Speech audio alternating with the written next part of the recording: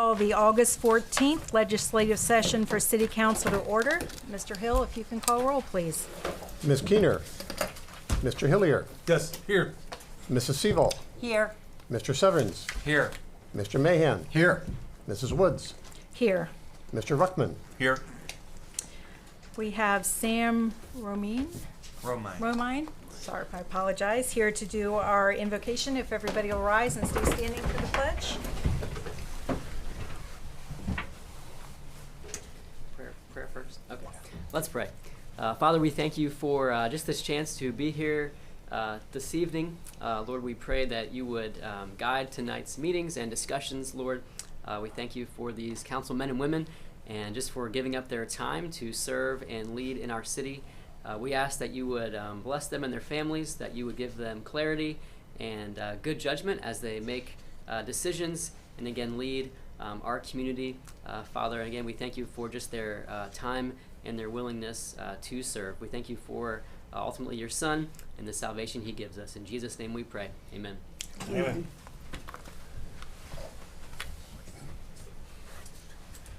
I pledge allegiance to the flag of the United States of America and to the republic for which it stands, one nation, under God, indivisible, with liberty and justice for all.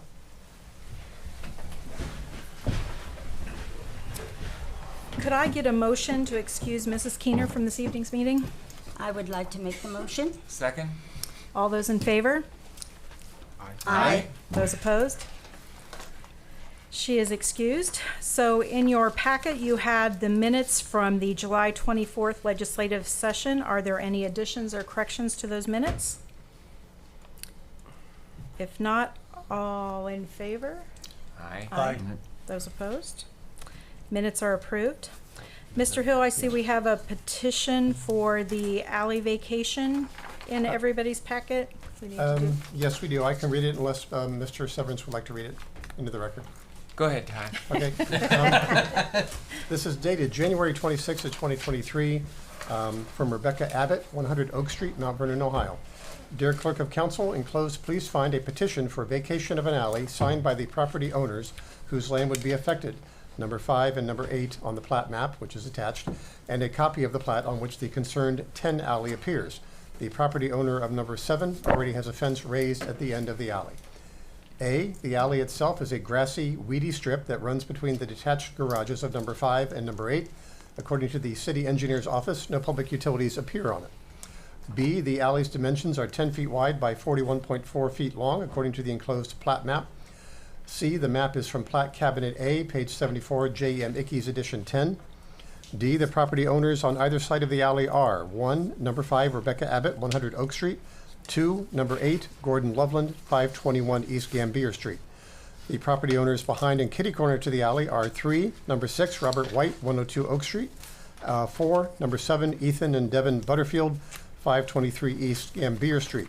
The property owners across the street from the alley are 5, Mike and Melissa Frazee, across from number 5, Rebecca, 111 Potwin Street.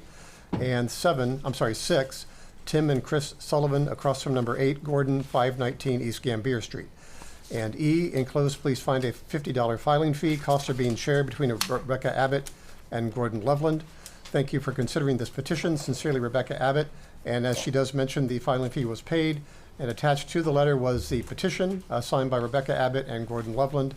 And the original plat drawing, a surveyor's professional survey that was taken earlier this year. And also, and that is it. And the procedure for the vacations attached to your agenda packet as well. And that is referred to the street committee chairman. Yes. Thank you. Thank you, Mr. Hill. There are no, in your packets were also the July 24th Planning and Zoning Committee meeting minutes. There are no liquor control licenses or proclamations. We do have several people wanting to speak on matters of city council.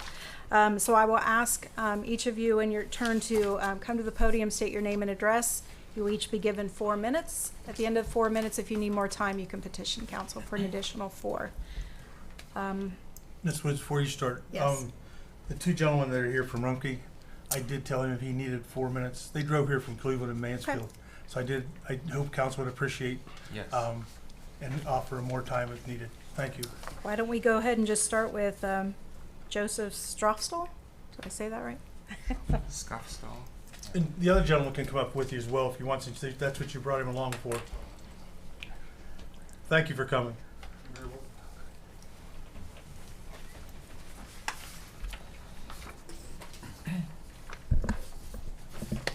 If you would both just state your names there so we have it for the record.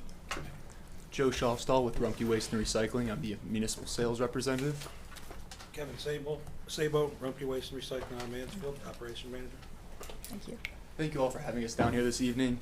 The first thing I'd like to address is I'd like to apologize for the billing error that was brought to our attention the week of April 16th. During our price increase process, there was a data entry error that caused a recycling charge and improper cart rental fees to be added to residential invoices. The number of invoices affected was minimal in comparison to the number of residents Rumpke services in the city of Mount Vernon. Within 5 business days, we were able to identify the affected residents, issue credits to the misapplied charges, and if an invoice was already paid, we credited the amount back to that resident. Because of this error, we've modified how our price increase structure is looked at and reviewed and adjusted. The second thing I'd like to address is an article that was published on August 5th regarding trash collection rates and then the increased cost of doing business. Yes, there has been an increase in costs associated with doing business. And this has not only been, in the trash and recycling industry, but across almost all industries like consumer goods, groceries, commercial services, trucking and freight, manufacturing, and many other industries have been experiencing an increase in prices due to labor, fuel, operating costs, and inflation altogether. In regard to billing, as stated, we did make a mistake, which led to wrongly billed invoices. There is not a recycling fee associated with recycling services for Mount Vernon residents that have Rumpke service. Residents will find on their invoice a fuel surcharge, which is standard. The fuel surcharge fluctuates each month. So it is based on the average price per gallon as provided by the Department of Energy, the Midwest region, and this is a metric that's calculated by the government, and it's not just calculated arbitrarily by Rumpke. And right now, it's currently at 17.77%. Rumpke does not charge environmental fees, administrative fees, contamination fees, or any other miscellaneous fees that some haulers do tend to put on there. Regarding billing frequency, most customers are billed quarterly, but we do offer annual or monthly billing. So of course, based on your billing cycle, your bill might be higher than your neighbors, and if you pay for a month, of course, it's going to be lower than if you pay for a whole quarter or annually. And then also on invoices will be found if residents want to, rent a 95-gallon trash cart or 65-gallon recycling cart, there are charges associated with that are added to the bill. So residents pay for their trash service and recycling is free, and then any additional costs are, of course, that may be requested by the resident are added to the bill. That's all I have. So thank you very much. I actually have a couple of questions. Okay. What is your current rate? What is your current total price per month? So that price fluctuates basically based on starting rates or where you may be, or if we. You are aware that the codified ordinances of the city of Mount Vernon require you to report your standard monthly rate. Kevin, we report that every. Yeah, it gets reported every 6 months right there on that. And your current rate is $21.72. And if you raise that rate, you have 7 days to inform the city of that. That's the current base rate, I believe. It's well, that's what you listed right, but the city requires you to send us the price. And this is the last filing you made, $21.72. And is that the current price you're charging? For a new customer sign up, that would be the current price we're charging, yes. Okay. And so that's what everyone can get. As a new customer, yes. Well, that's not what the city requires you to file. Then there might be a little bit of confusion there because that's the. I understand what you wrote here. Mhm. I'm telling you what's in the ordinance. You're required to tell us what the lowest price you charge is. Which would be that for a new customer, if that's 21, whatever is stated there. Mm-hmm. That would be the lowest price for a new customer. But that's not what the ordinance requires you to file. Like, we'll have to, we can We can review that. review that. Okay. Mr. Braun, perhaps you can give me your business card and they can contact you direct. Yeah, that'd be It helpful. sounds like something maybe Well, through this So- conversation that Let me give an example then. So my charge for 3 months is $69, but if it were $21.72 times 3 months, that would be $65.16, which arguably I could be getting charged an extra $3.84, because if that's what we have on file, but I'm paying a little higher price. I mean, the point is $3.84 times however many residents in Mount Vernon use Rumpke, you know, adds up to a lot of money. So I think what we're trying to pinpoint here, is that the rate that we should be paying because that's what's on file with the city, or am I paying the 23 per month? As far as I know, it was our understanding we're supposed to report the current starting rate no, in Mount Vernon. And let that's me- not, that's So is- There incorrect. might be a misunderstanding. Okay. Yes, and so, Because obviously, as you can tell, there's, And I think that's one of the The reasons I rate's asked him gonna to come here fluctuate where to maybe we're clear at. up some of these things and, Yeah. we've had this discussion with Rumpke before, where we say, you know, you can charge whatever you want, but when you change that rate, you have to report it to the city. how do they get this information? Well, I can remember the last time they had people standing here, we had this same discussion. If they weren't here, how do they get the information? Well, it's in the codified ordinances, and it's Rob- also part of their annual. Does the ordinance say they have to do anything if they're charging the fuel surcharge? Should they It also says be? price, it doesn't say rate, and Okay. what they provided is rate, and so it says total price. So we inspect their trucks every year when they just had their inspection. Is any of this information given to them at that time? That I don't know. Wouldn't it be easy way to get it to them? It would be, Because it is mandatory they have the inspections. They just were Mhm. inspected. yep. So, Is it okay if I ask a question about pickup? Good reading. Probably the biggest question I get as a council member, it is regarding pickup time. times. We talked about that. I mean, I literally have people calling to tell me they're getting pickups at 2 and 3 in the morning in their neighborhood, which is just very disruptive. Is there any possible way to start at 6 a.m. across the city? And I realize you guys serve more than one city, but it's really gotten to be an issue in Mount Vernon.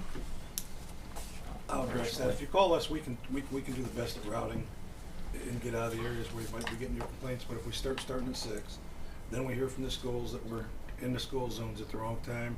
We hear from the people getting up to go to work at 7, 8 o'clock. We're blocked because your roads are narrow anyhow. Then you're gonna hear that we're blocking the whole road while they're trying to leave for work to get down the road. I would think it would be everybody's complaint, sorry to interrupt, that everybody's sleeping at 2 or 3 in the morning. So Right, I but guess everybody's that's, going to work at 8 o'clock in the morning Yeah. too. I don't wanna, Yeah. we get it both ways. Yeah. We've been on both sides of the street everywhere. Yep. We find that if we get out there when there's less people, it's safer for everybody and there's less complaints at the wee hours of the morning. But if you let us know where the complaints are coming from, we can limit them complaints coming to you. okay. Did you give everybody your card? I believe so. Yeah, Does anyone not have my I've got, card? I've got There one you go. I don't have right one. here. There you go, sir. So, and this is a question in regards to the truck. So do you Thank run you. those trucks, and this is, just asking because I don't know, you run those trucks 12 hours a day, 24 hours a day? I mean, these trucks are always running, so you, Routes are set up for 10 hours a day, but they can be anywhere from 10 to 12 hours a day normally. okay. So if you had to compress that time, if you could only run in a certain amount of hours, you might need more trucks. Plus the dump closes at 4 o'clock. It's not feasible for us to have to Okay. cash it on the truck. So it becomes an economic question at that There's- point. There's several different reasons why we try to. Yeah. Now granted, sometimes 2 or 3 o'clock in the morning can be earlier, but, some of the guys like to get up that early. There's less traffic, it's safer for them out there. There's a lot of reasons they'd rather start early. Yeah, Beat the heat in the summertime. A lot of times it's, even if we're the first people out on the streets before they get plowed, sometimes it's easier for us to get up and down streets that aren't plowed. Because they don't get plowed and they get the salt down and that freezes. I mean, it makes a lot of sense from the driver's perspective. I understand that. but we'll do everything we can to help limit your complaints if we know where they're coming from. I did tell them they could go ahead and leave as soon as they're done. They are driving to Cleveland. Unless council thinks they need to stay here. I appreciate you from an email coming down tonight. Thank you very much. No problem. Thank you for having us. Yeah, appreciate the opportunity. And if anyone has any questions, please feel free to reach out to me. All right. Thank you. I'll be in contact with you. Thank Okay. you. You're very welcome. Thank you. Thank you all. Thank you. Thank you. Have a good evening. Next, I have Don Carr.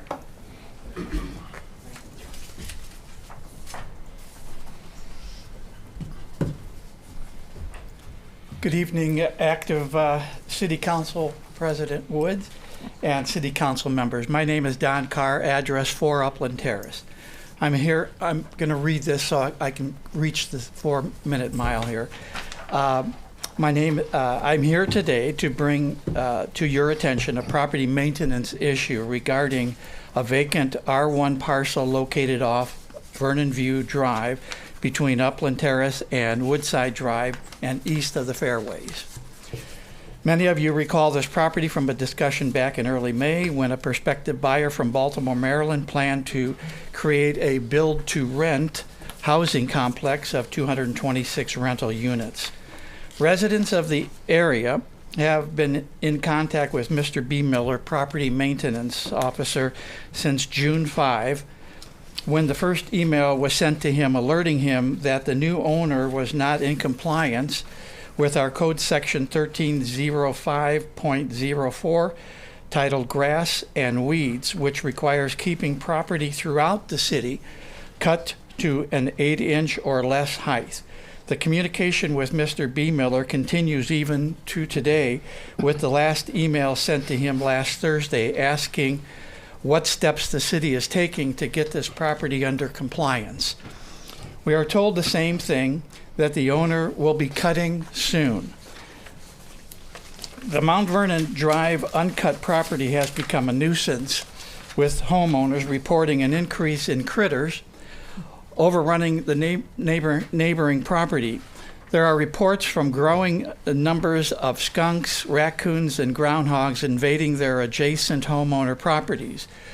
The Vernon View uncut property is not only an eyesore to the neighborhood and the community, but it's being seen as a possible safety and health hazard.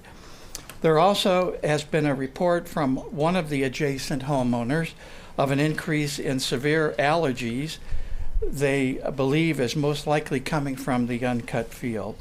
On a personal note, I was bit by some unknown insect that created a severe condition that forced me into the KCH-ER on July 18th.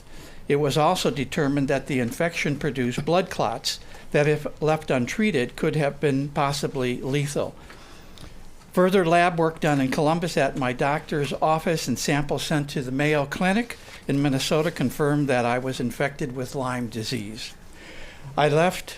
If left untreated, Lyme disease can lead to severe complications and possible death.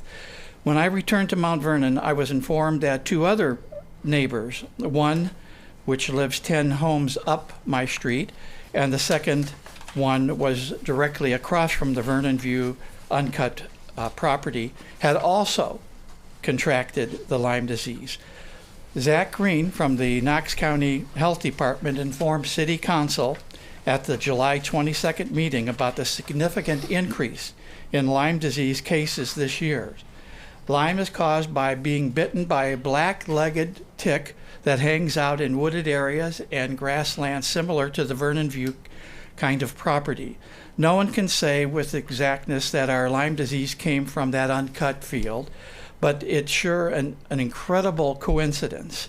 Nobody likes to beg for things that are rightly theirs, but I'm not too proud, and I am begging you on behalf of the community and the neighborhood, please use your powers to resolve this property maintenance problem. Please help us get this out of control property back into compliance. Mr. Carr, so in the past, how often was this mowed? How low was it mowed? I was up there like a year ago, I think, when I saw you. Mike and I drove up there, Mr. Hillier and I. So how often was it mowed in the past, and who was doing that? I can't answer exactly who was doing it, but it had to be a local farmer because the property is let go so high that there's no way a traditional tractor mower is going to cut it. So somebody, a farmer comes in and literally makes hay out of that lot property because it gets so high. Yeah. It has been cut on a regular basis every year, sometimes twice a year in the past. Okay.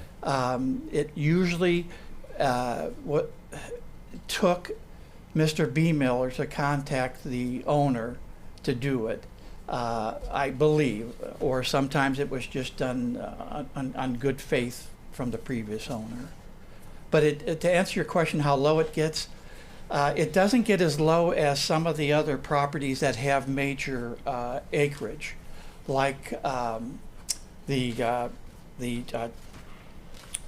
church on Beach Street.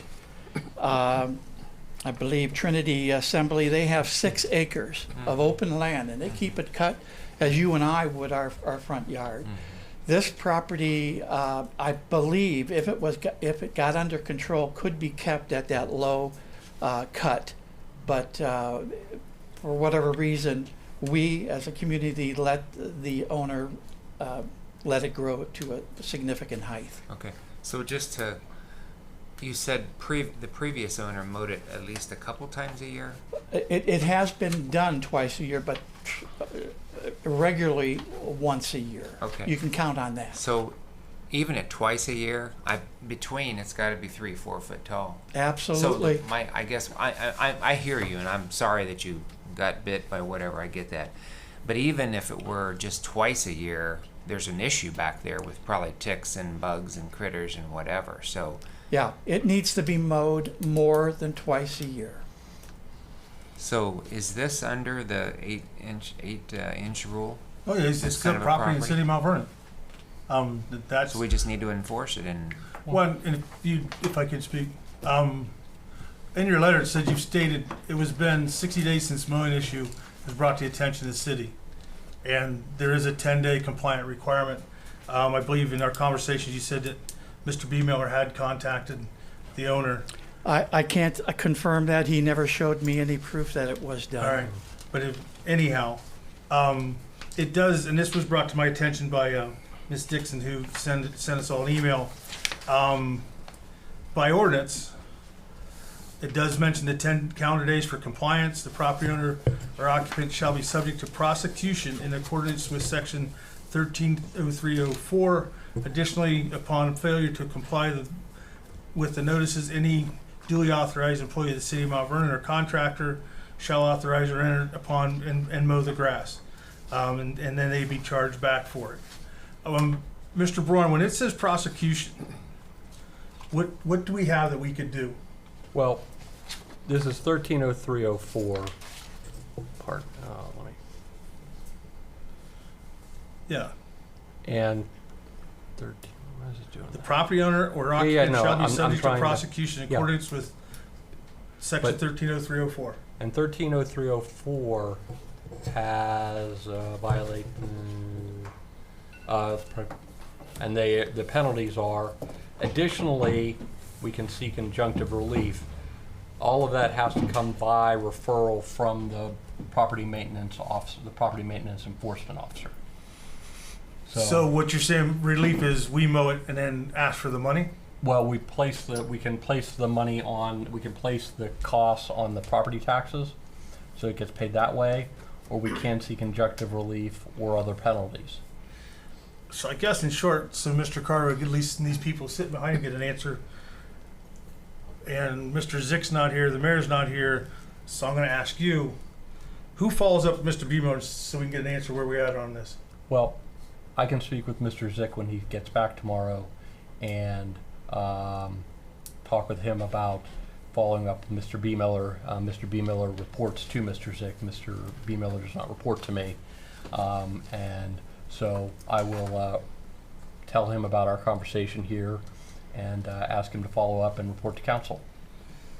Because, I mean, 6 acres, I mean, we hire somebody, it's gonna cost some money, I understand that. Yes. I would think it'd be wise for this guy to go ahead and take this upon himself since he did buy the property.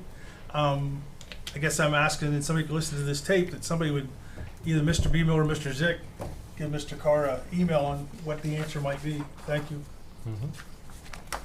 Can I add two comments to Yeah, what if you got a few more Mr. minutes Hilliard? on, we'll just wrap it up. Two things came up. When I asked Mr. B. Miller about recourse, he said yes, he can cut lawns, cut property, and charge it back to the owner. He told me, just as a matter of public record, he told me that his budget would not allow him to cut that field. So I put that out here because you as city council are responsible for setting appropriations in January. If it is a problem, then maybe he needs to have an increase in that budget. Well, maybe we need bigger teeth. We just don't go mow it for the heck of it. Thank you. Thank you. Next I have Jeff Daup.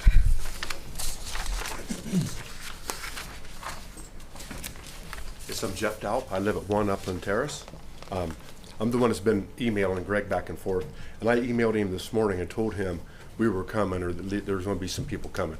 I hate to stab somebody in the back, and I just feel kind of like he's getting that in the back here tonight. He did tell me that that was a field and not a yard, and the administration said that 2 or 3 times a year would be sufficient to mow it. Greg told me that he got with the administration on that. I guess my thoughts are, what have we learned here? We've learned that Arista Villa is what it's called, that Josh Williams doesn't care what we think or doesn't care what we want done or isn't going to obey the rules. He's been notified back in June of what they need to do and they haven't done it. So, and we saw that when they came up with their plan. Their plan, they had, the buildings were too high. He didn't follow the zoning code when he put the plan in. He had no, there were no curbs and cutoffs for his thing. So we need to think about that. You know, if he's not going to maintain the bare land to our standards, how can we expect him to maintain whatever they put in there in the future? And I'm hearing it's going to be something like a trailer park going in there. That's what he's going to propose the plan to put in the future. You know, I guess if you can't trust somebody with small things, how can we trust them with big things? And you're going to hear Josh Williams' name brought up and Arista Villas brought up in the future. And I just hope you can keep this in the back of your mind as you deal with it. Okay? Thank you. Thank you. Tanya Newell? No? Do you have somebody else on your? Tanya, did you want to? I'm sorry, I wrote that down wrong.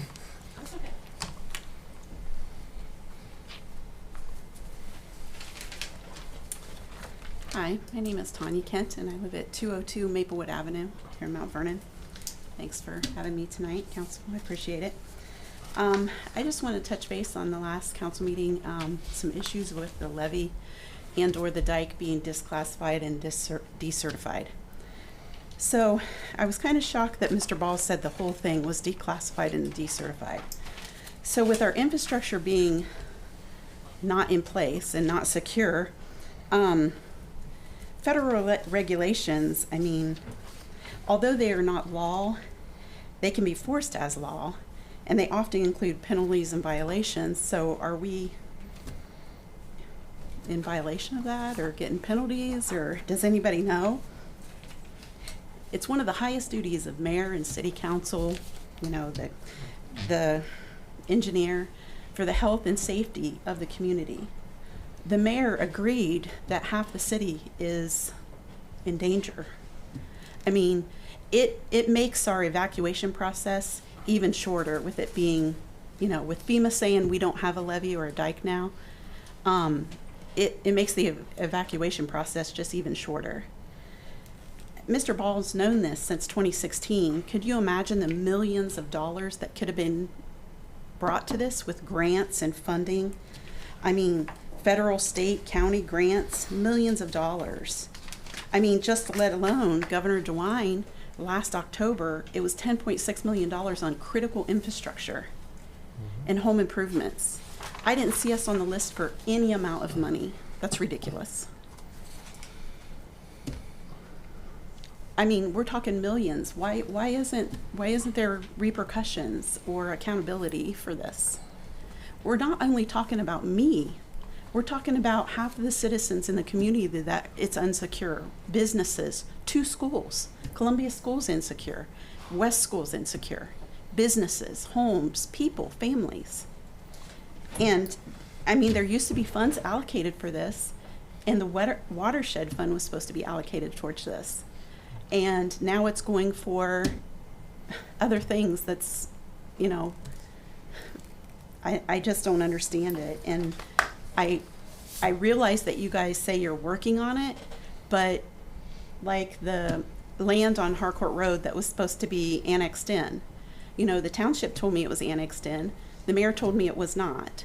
Do any of you know if it's been annexed in? It has definitely not been annexed in. Okay. There are questions about who owns it. We're currently conducting a title search to determine who actually owns it. Okay. But I mean, do you realize the magnitude of the situation here? I mean, are we going to hold everybody on a maybe and say, oh, it's going to be okay? You've seen with Katrina and things that are happening across, you know, our country. We can't just say, oh, maybe it's going to happen or maybe it's not, and we're not prepared. Just in FEMA alone, there's 5 grants a year you can get. Preparedness, infrastructure, dam. I can name at least half a dozen of them. And I don't know why any of these grants haven't been utilized. I know why. Why? No match. All of those grants require significant dollars of match, and the city did not have that money. ARPA money? Family Care Act money? Infrastructure? You'd have to talk to, yeah. I'm just telling you that I know why all of those grants were not done. And how they do the other things is beyond what I know. And Governor DeWine's money at $10.6 million. I mean, they had a whole list of counties that applied and got money. Critical infrastructure was one of the main things. I mean, oh, and one thing, the insurance company called me. You know, as you get your driver's license as a teenager, you're a higher risk. So yeah, I'm at higher risk because I live in a high risk area now because my infrastructure is insecure. And that's not only my homeowner insurance or my FEMA insurance, it's my homeowner's insurance too. So it's just not me we're talking about, it's about half the community that's been raised. So that could be hundreds of thousands and maybe $1 million over 8 years of things because of neglectfulness. And I've talked about the repercussions of other things of not being cleaned and mowed. I mean, proper maintenance and upkeep. My main question is, Mr. Ball came from the Army Corps of Engineers in 2016. He should have known something was going on when he came on board. Why didn't council know? Why didn't commissioners know? Why didn't the township people know about this until I brought it to everybody's attention at the last council meeting? And why didn't he try for any of these grants or anything? No money has hardly been allocated towards this. And I know in a statement, in a quote he put in an article, that part of it was not a dike or levee. Well, riddle me this. Why was it declassified as one then? You've reached your 4 minutes. Would you like to request additional time? No, I just hope that, I mean, when I stand up here, I respect each one of you. And I get respect from you. When I watch the YouTube video, 1 hour, 9 minutes, 7 seconds. You can watch Mr. Ball behind me on his phone, rolling his eyes the whole time I was speaking, with his legs crossed. He's an appointed official. Maybe somebody should tell him he's on YouTube. Thank you for your time. Thank you. Are there any others wishing to speak on matters of the city? Okay. We'll move on to the legislative portion of the meeting. Mr. Hill, I'll ask you to read these by title and number only. There are no resolutions for third reading. We do have one resolution for second reading, resolution number 2023-61. Mr. Hill? Resolution number 2023-61, a resolution approving the PCDD Comprehensive Development Plan as submitted by the Knox County Land Realization Corporation and approved by the Mount Vernon Municipal Planning Commission for 301 and 303 North Norton Street, parcels number 66-05329.000 and number 66-02335.000, respectively, and declaring an emergency. Mr. Hilliard? Thank you. I'd like to give this a second reading. Thank you. Resolution 2023-61 receives its second reading. We have four resolutions for first reading. Resolution 2023-67, Mr. Hill? Resolution number 2023-67, a resolution authorizing the Safety Service Director to dispose of a vehicle in the Police Department not needed for public use by the City of Mount Vernon and declaring an emergency. Ms. Sewell? Thank you. I would like to suspend the rules requiring 3 separate readings and take resolution number 2023-67 to its third and final reading. Second? There's been a motion and a second to suspend the rules. Is there any discussion on the suspension of the rules? Mr. Hill? Ms. Keener, Mr. Hillier, Yes. Mrs. Seaval, Yes. Mr. Severns, Yes. Mr. Mahan, Yes. Mrs. Woods, Yes. Mr. Ruckman, Yes. Mrs. Sewell? Thank you. I move to adopt resolution number 2023-67. Second? Is there any discussion, Ms. Sewell? Well, I was going to ask Rick to talk about it. I'd be happy to do that for you, Mrs. Seabold. Hey, Rob. This is a vehicle that the police department is that it was impounded and it was turned over to the city because the owner did not wish to pay the impound fees, and we're asking to have it. We're prepared to place it on Gov Deals and then return the money to the police department and the general fund. Okay, good. Well, somebody might want a 2011 gray Jeep Cherokee. Sounds pretty nice. No other discussion? Mr. Hill? Ms. Keener, Mr. Hillier, Yes. Mrs. Seaval, Yes. Mr. Severns, Yes. Mr. Mahan, Yes. Mrs. Woods, Yes. Mr. Ruckman, Yes. Moving on to resolution 2023-68.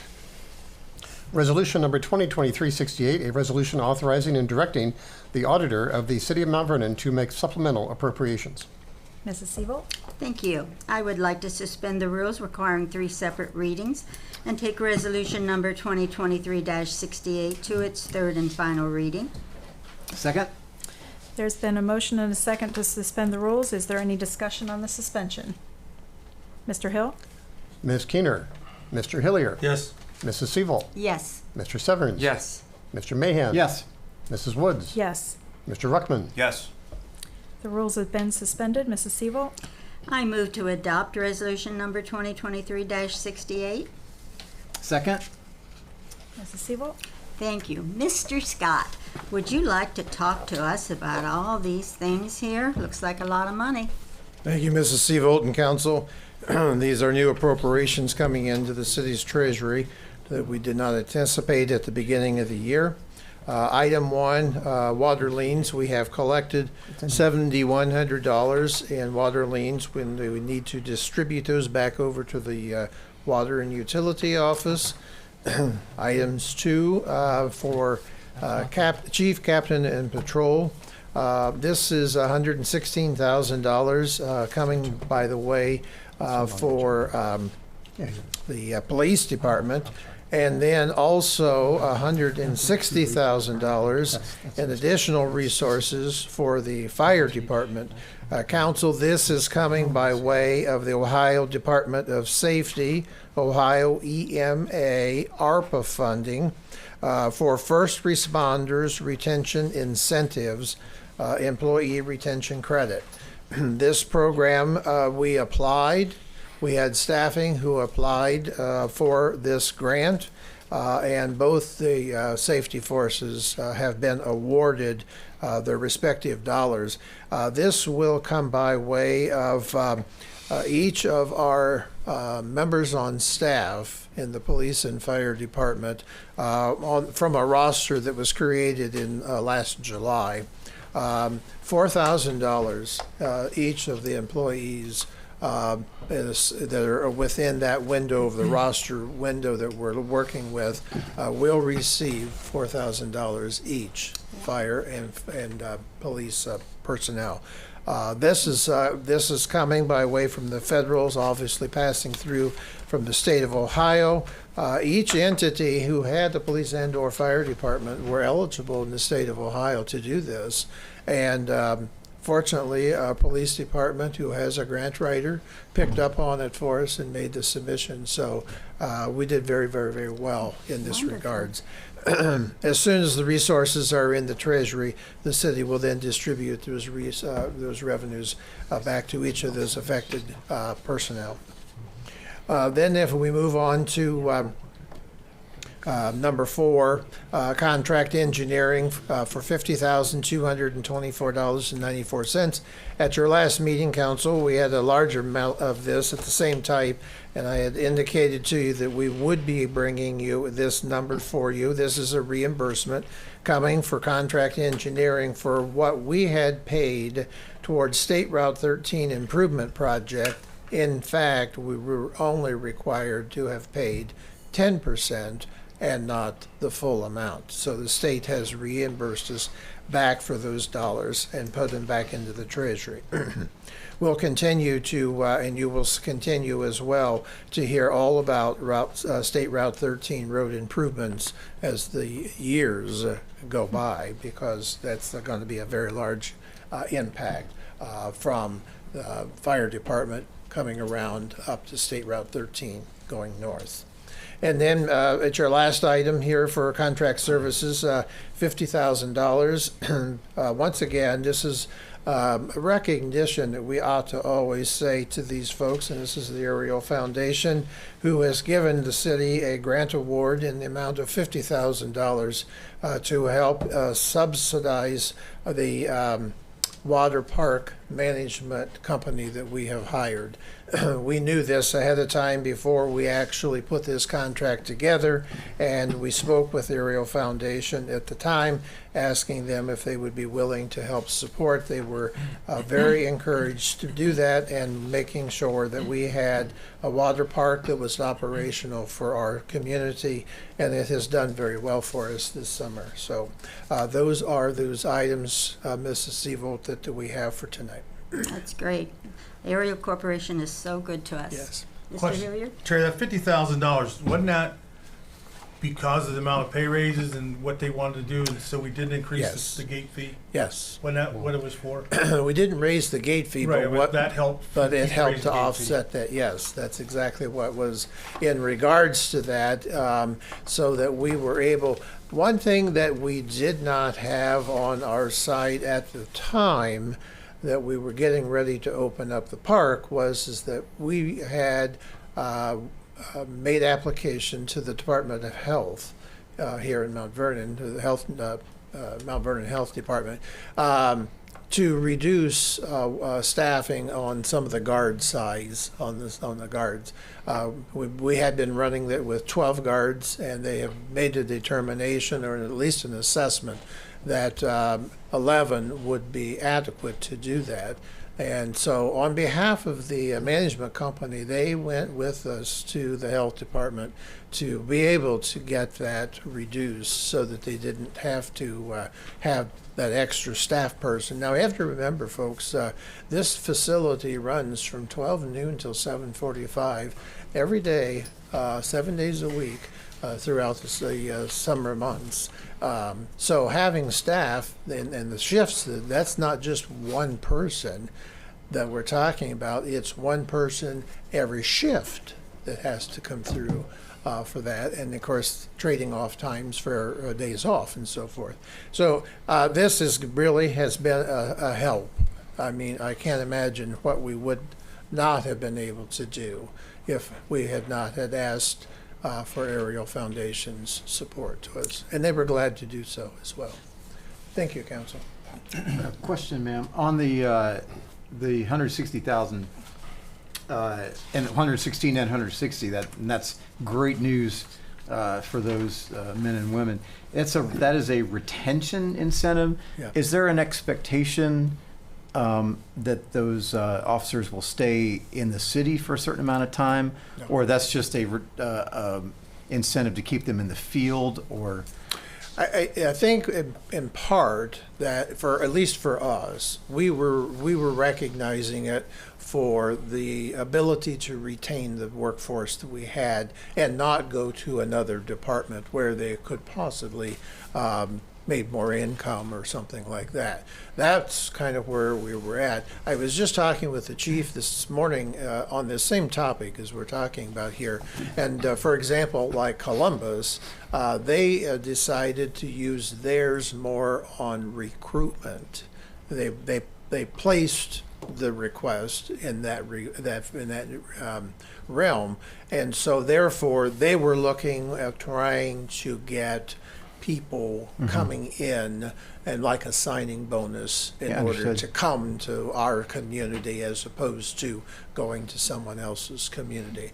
Ours, we were looking for it as we appreciate the work that the people and men and women that you say on the forces do, and here's a recognition for fighting COVID and continuing. They were the ones out there on the front lines with this situation in 20 and 21, and so that's and yes, some of them actually did contract the virus in itself, but overall we have found our staff to be very stable and secure, and I think that speaks highly for the community as well as the city.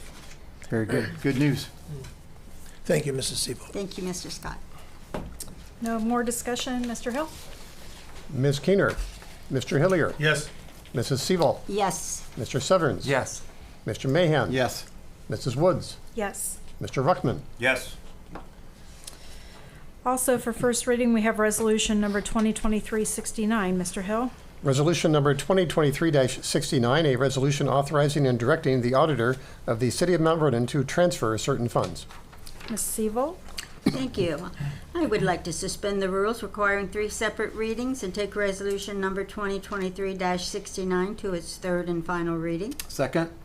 There's been a motion and second to suspend the rules. Any discussion on the suspension? Mr. Hill? Ms. Keener, Mr. Hillier, Yes. Mrs. Siebel, Yes. Mr. Severns. Yes. Mr. Mahan, Yes. Mrs. Woods. Yes. Mr. Ruckman. Yes. The rules have been suspended. Mrs. Siebel? I would move to adopt resolution number 2023-69. Second? Any discussion? Yes. Terry, we're going to talk about $75,000 now. Yep, we've got some places where we need some resources, and council, we appreciate on this one here, item 1 and 2 as a combined dollar figure of $60,000 is coming by way of the wastewater treatment plant. And they have continued and will still continue in this particular avenue of sludge removal. And the operations out there continue to have, obviously we're continuing the process, wastewater and related operations out there. So we need some dollars to get us through by year end on that. And then your item 3 for cemetery for $15,000. Council, just to brief you a little bit for what I know. You can probably get more information from Mr. Zick later on, but this has to do with the Mansfield Avenue section of the retaining wall of Mountain View Cemetery. We did an extensive amount of work over there a few years ago, and in the railing as well. But there is some maintenance work that needs to be done. Mr. Albers is waiting for council to help support this, and we've got the resources on hand to do to get it done. So we'd like to have council give us the $15,000 to get that wall back into shape and the railing that's on top of it as well. That hasn't been that long. I know, yeah. Does the contractor have no responsibility in this? I'm not sure. I don't know the details of the timelines. What exactly? And I can't tell you that. don't have enough information to tell you. Year-wise, 4 years? You know, it probably is a little more than that. I'm thinking around maybe 5 or 6 at best, probably. I know they had some Yeah. caskets close to the wall. Somebody must be pushing. Yeah. But seriously, I many of know. us had that work done at our house. And I'm not sure exactly how much, whether it's very much north end as opposed to Ward Street and Mansfield. But John did indicate that they do need to have some maintenance work done in that area. So, thank you, Mrs. Seavolt. Thank you, Mr. Scott. Any further discussion? Mr. Hill? Ms. Keener, Mr. Hillier, Yes. Mrs. Seabolt, Yes. Mr. Severns, Yes. Mr. Mahan, Yes. Mrs. Woods, Yes. Mr. Ruckman. Yes. And our final resolution for first reading is Resolution 2023-70. Resolution number 2023-70, a resolution appointing representatives for City Council to the city's new community authority and declaring an emergency. Mr. Hillier? Thank you. I move to suspend the rule for 3 separate readings and take resolution 2023-70 to its third and final reading, please. Second. There's been a motion and a second to suspend the rules. Any discussion on the suspension? Council, I'll just remind you, the reason for the suspension of the rule and going to third reading is the timeliness of this. Thank you. Mr. Hill? Ms. Keener, Mr. Hillier, Yes. Mrs. Seabolt, Yes. Mr. Severns, Yes. Mr. Mahan, Yes. Mrs. Woods, Yes. Mr. Ruckman. Yes. The rules have been suspended. Mr. Hillier? Thank you. Resolution, excuse me, move to adopt resolution 2023-70, please. Second. Any discussion? Yes, Mr. Gaki, you did all the work on this. Would you like to, ask Mr. Gaki here to give you maybe a little bit of background and how we went about choosing these people? Thank Sure, you. And I thanks. appreciate the amount of work you did, just up front. Thank you. It's on record. Thank Yeah, you. that's a rare compliment from you. I'm going to replay this tonight while I go to sleep. Time Want to out. take a brief recess while he's out? Can we do Rob. that? Yeah. We just had a Mr. member had to Severns leave had the to- room. Yes. We'll Can we take take a brief recess? Yes, we can take a brief recess. Thank you. We have to wait till he comes back. Okay. Thank you.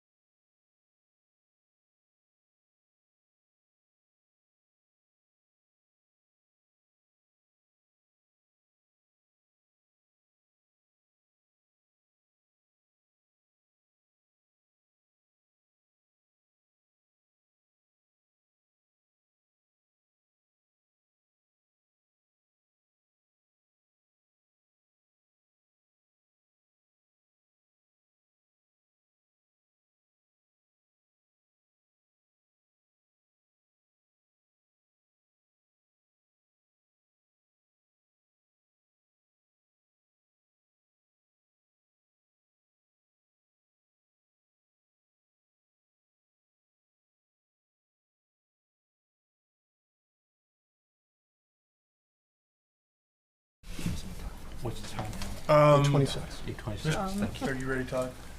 Yes, what we were. Mr. Gocke's going to take up about 5 minutes Yes, of our time. we're good. Yeah. Less than that.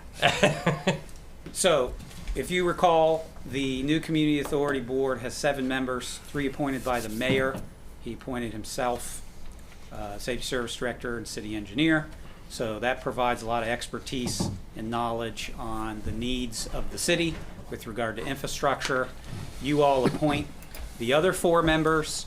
And last time I was up here, we talked about kind of filling those 4 out with kind of industry area experts who can help provide some financial, construction management, and development knowledge to that group that can work closely with the city with their understanding of the city's needs. Make sense? So it's kind of a hand-in-hand relationship there. The board itself has 2 statutory functions. One is to essentially certify the costs that come in every year and then authorize it to be transferred to the city to the separate fund. 2 is then to essentially vet and make a recommendation to you all on any developers that want to join the NCA. Okay, and that will happen soon. Highland Real Estate will be coming back asking to join it in the next few months. So you'll see those folks again. And then we sort of set like a third role for that group as a consultative body for you all and for the administration on if we're planning projects, what might those cost? How could they provide some expertise to the administration on prioritizing which development-related projects maybe to do when? That's not a statutory requirement, but one that you thought would be helpful to kind of bake into that group. They'll meet once a year required, and then if any other developers petition, then they'll kind of join as needed. 2-year terms. You'll notice that they're staggered. A few of them are 1 year, few of them are 2 years, so that they're not all being replaced at the same time. So to fill out those 4, I can represent you all. There's 1 city representative, so that would be me. I can represent the city for its development needs, as your contracted development organization. And then there's basically 3 city representatives. One of them is Jason Hall from Modern Builders. He checks that box of construction, management, cost, construction knowledge. One of them, I think Mr. DeJulius is still here. He expressed an interest at the last meeting. He brings a lot of public service, public sector knowledge to the group. He's also got a background in education, although doesn't represent any educational institutions. But if we talk about the role of schools with this thing down the road, maybe some of his knowledge would be helpful. And then the 4th one is, her name is Erin Daniels. She's the math department chair at Mount Vernon High School. MVNU grad, by the way. Thought I'd mention that, and shamelessly. And she also works for a school, so both Tony and Aaron can have kind of like a school, kicker to this. And she has that kind of not necessarily like public finance background, but she understands, how these things work and how they're calculated, kind of the mathematics behind the whole thing. So I think we checked all the boxes that you tasked me with checking. That was probably more than 5, sorry. So council, 2 things. You did notice the expiration of the terms on the end of each name, the year. And also, these 4 people all live in the city of Mount Vernon. Correct. Yep, sure do. Any other discussion? Thank you. Mr. Hill? Ms. Keener, Mr. Hillier, Yes. Mrs. Seaval, Yes. Mr. Severns, Yes. Mr. Mahan, Yes. Mrs. Woods, Yes. Mr. Ruckman. Yes. The resolution is adopted. We'll move on to ordinances. We have no ordinances for 3rd reading. There is an ordinance for 2nd reading, ordinance 2023-31. Mr. Hill? Ordinance number 2023-31, an ordinance determining that the establishment of the Mount Vernon New Community Authority will be conducive to the public safety, convenience, and welfare, and is intended to result in the development of a new community and declaring the new community authority to be organized in a body politic and corporate, and defining the boundary of the new community district, and declaring an emergency. Mr. Hilliard? Thank you. Move to suspend the rule for 3 separate readings and take ordinance 2023-31 to third and final reading, please. Second. There's been a motion and a second to suspend the rules. Is there any discussion on this suspension? Mr. Hill? Ms. Keener, Mr. Hillier, Yes. Mrs. Seaval, Yes. Mr. Severns, Yes. Mr. Mahan, Yes. Mrs. Woods, Yes. Mr. Ruckman, Yes. The rules have been suspended. Mr. Hilliard? Move to adopt ordinance 2023-31, please. Second. Any discussion?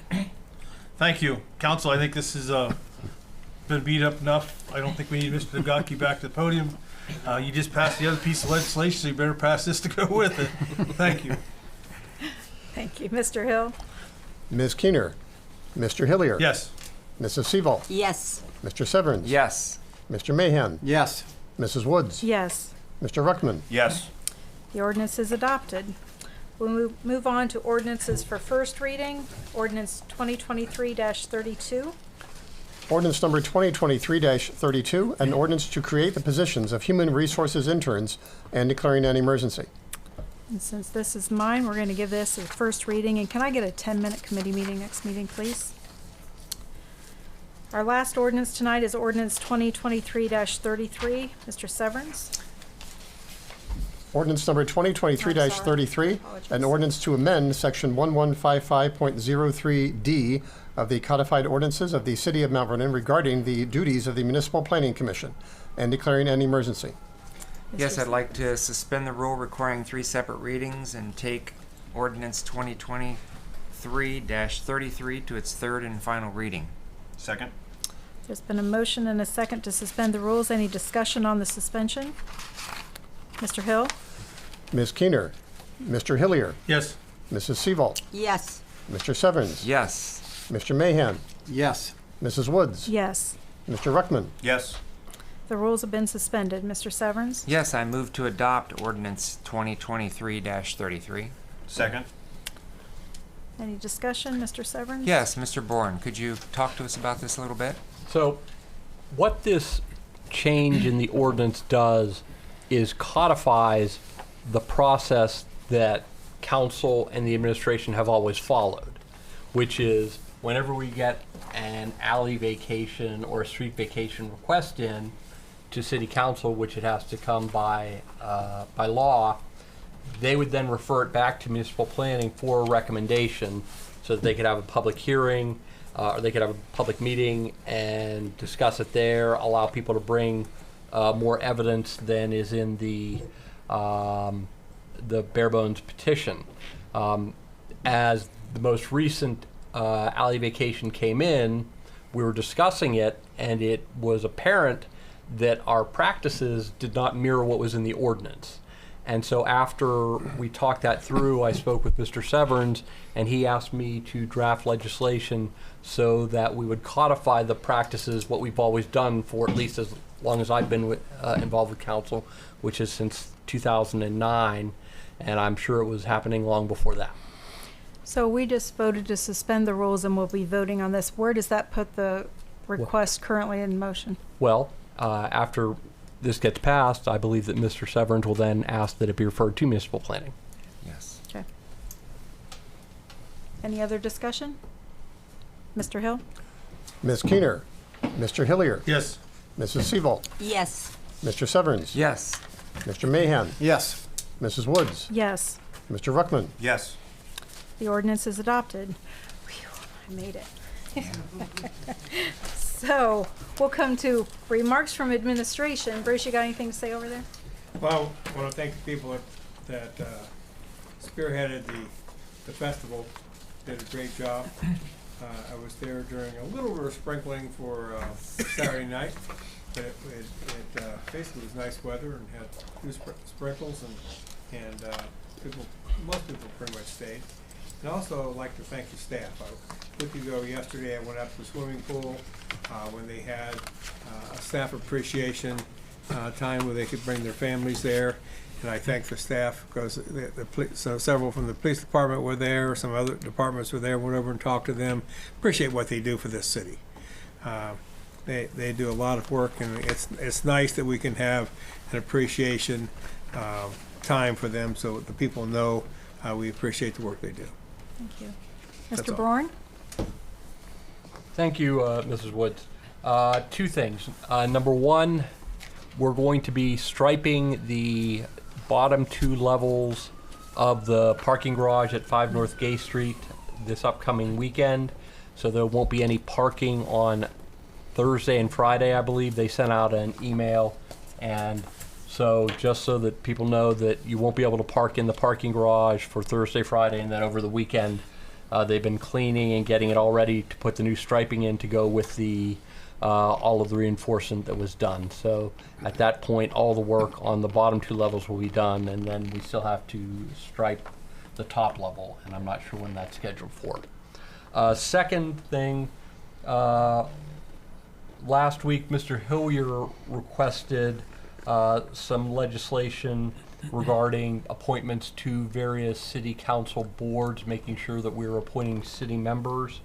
I told him that there were at least potentially some issues because of conflicts with the revised code, but I would begin to go through them. I got with Mr. Hill and I got a complete list of all of the city boards and commissions, which goes to 6 pages, I believe. And I have gone through nearly all of them, and hopefully by the next meeting, I'll have some legislation for Mr. Hillier and council to consider regarding memberships of the boards and commissions where council can change if they so desire. Thank you. Mr. Scott? I really don't give comments, but in this one I'm going to do it because I think it's good recognition. On behalf of the city, we have concluded our 2022 audit for the financial records, and I will be pleased to tell you that the examiners have found no findings and have absolutely any comments. Sorry, Bruce, we won't be able to meet again.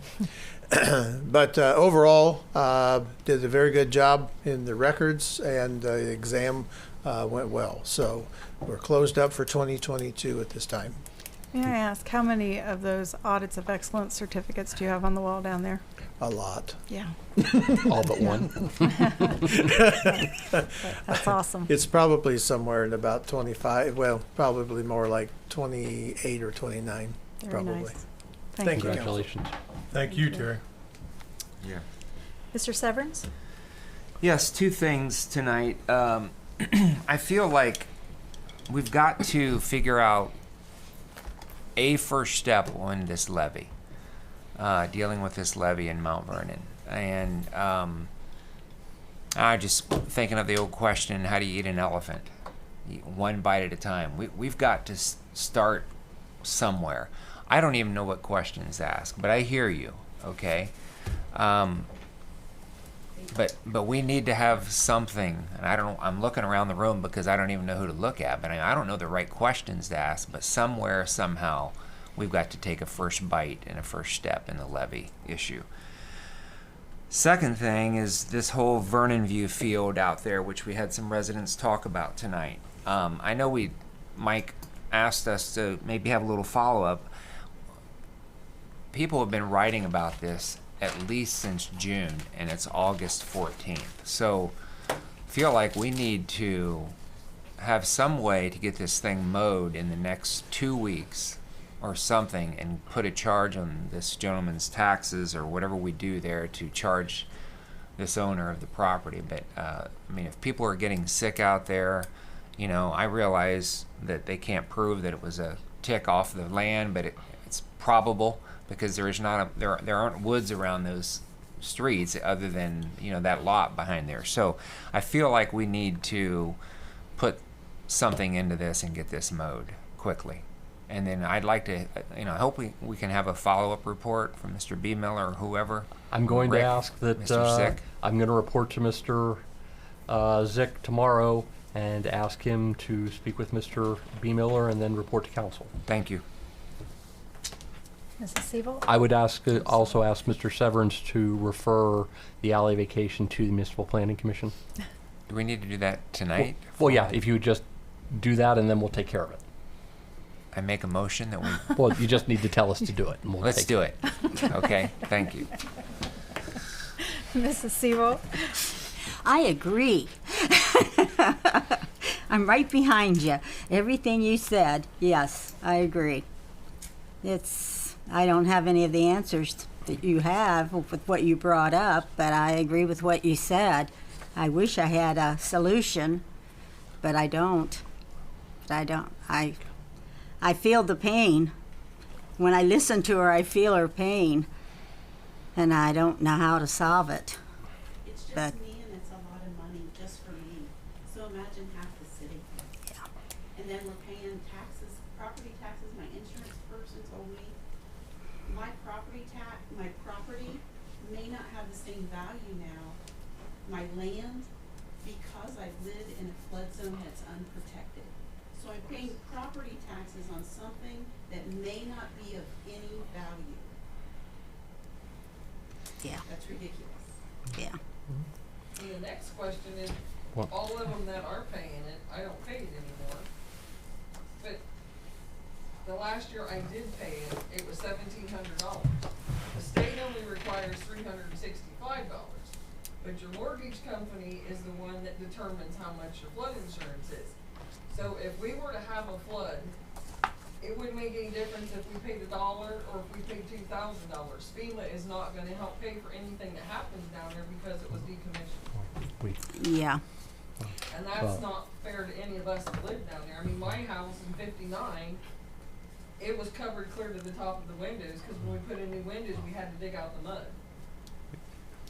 So, I mean, it can happen. I've lived down there going on 42 years, and only twice in the 42 years has it been to the top of the dike. But they have, 20-some years ago, they came through and dredged it. They say they can't do that anymore because it's gonna disrupt the natural flow of the river. The natural flow of the river's been gone for over 20 years. Yeah. I mean, Yeah. Mr. Hillier? Well, Realize the EPA is involved okay. because there's a Mrs. Woods, I you. would point of order that, Thank you. we are at the point where council, Thank you. Well, I'm sitting here, I do appreciate hearing from you. I know it's not the norm, but thank you. I feel for you. To answer your question, the only answer we got from the mayor at the last meeting was when the leaves fall off, they're gonna start surveying it. I think everybody should remember that conversation. So that's the first step they're taking. If they're doing anything else, they haven't told us, but they said they'd start surveying it when the leaves are off. So if anybody asks if they're doing anything, that's what they said they were gonna do. We will follow up on that. I have a bunch here. First, I would like to say, it saddens me that, and I don't know why, but Mr. Hawkins, should there be an explanation to the people why you're sitting there as mayor? So I don't get called. By the revised code, if in the absence of the mayor, if they're out, if they're gone or incapacitated, the head of the elected body, which is the president of city council, assumes the seat of the mayor. And so I will be here for this meeting and for the next meeting. I assume to sign papers because someone has to sign from the legislation and the resolutions and the ordinances, not the day-to-day stuff, but the. actually, there is one day-to-day function that they're going to call on you to do, which is the board's control regarding letting of contracts and expenditures. There are a couple of big things coming through from engineering, and so they're Okay. going to need you to do that. And it's, the mayor's not sick. What we know is he's on vacation, just to clear that water as well, Yeah. not that phone call. But you did a wonderful job. Miss Woods? It's pretty boring over here. Yes, sir. Miss Woods? Yes. We picked the right person. Great job. Oh, well, thank you. I would suggest this, when whoever speaks to Mr. Zick and the mayor next time, have them listen to this meeting. We had a good meeting for, what, an hour and 20 minutes? There was a lot of things that happened here. There's people that like an email from the administration for some answers. Have them listen to this meeting. I think that's one reason we tape it. And we've been assured they can hear it. Oh, yeah. So I appreciate that. One of the things that I was going to ask the administration is retention ponds. The letter's been set. I had a conversation Saturday with a Laurelwood resident. what's all this mean in this letter? I understand engineering told Mel that, what did they exactly say? That the ponds would be assessed sometime in the latter part of August or September. Once those are assessed, and they're going to assess them to try to figure out a cost, correct? Yes. Well, that's one of the things. One you're moment, gonna do. please. Right. That's what Mel told me that he was told. So I don't care what they exactly said. What I'm getting from this resident, who gets from a lot of other residents, and I talked to Mel, and I think he's hearing the same thing. I think there has to be community meetings set up with Laurelwood, with Mel's neighborhood, with anybody that's involved in this. I think our administration needs to meet with these people, have an agenda, and explain to them exactly what they want. Because they got a letter, they know they're responsible, but they're like, responsible for what? And I think there's some clarifications once they get this done. Maybe they'll have the answers. So, sorry they weren't here. And then, I thank you. Mr. Ruckman? Just want to thank everybody for being here this evening, especially the members of the community.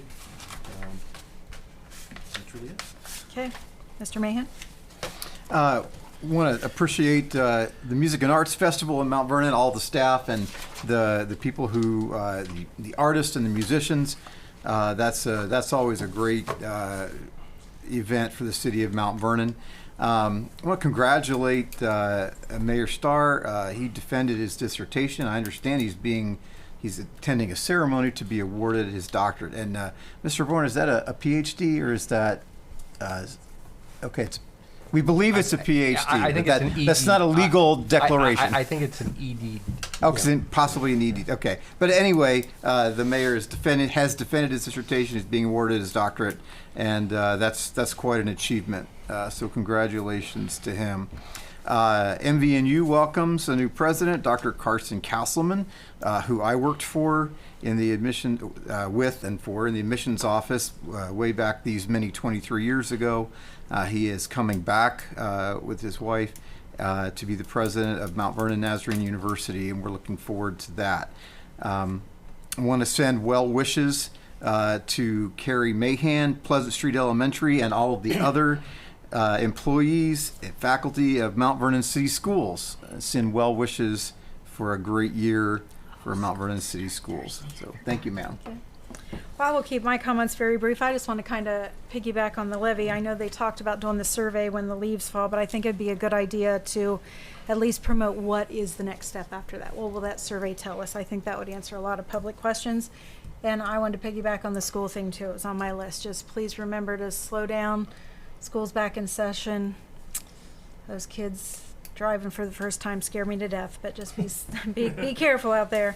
I want to thank administration for making this as painless as possible for me tonight, and the media for being here, and I'll call for a adjournment. So move.